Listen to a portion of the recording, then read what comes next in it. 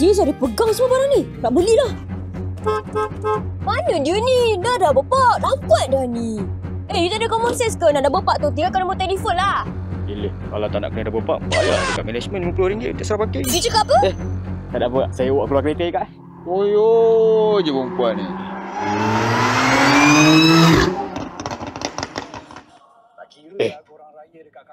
Syafiq kan beli barang sejak awal ya?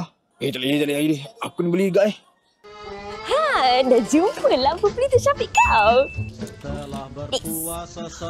Sampul raya pun ada kat sini. Dah jumpa dah mata peluk ni. Patutlah Syafiq kau ambil. Selesa, cantik pula tu. Ambil tu. Alhamdulillah, dapat juga jumpa dulu barang ni. Kinetic ketembakar dengan mini brush. Tepi sikit. Dapat pun dia tu.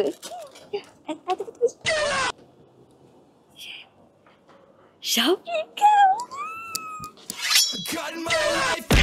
Jangan harap aku bagi steady ni kat engkau lah. Ya, I punya lah. Jangan harap.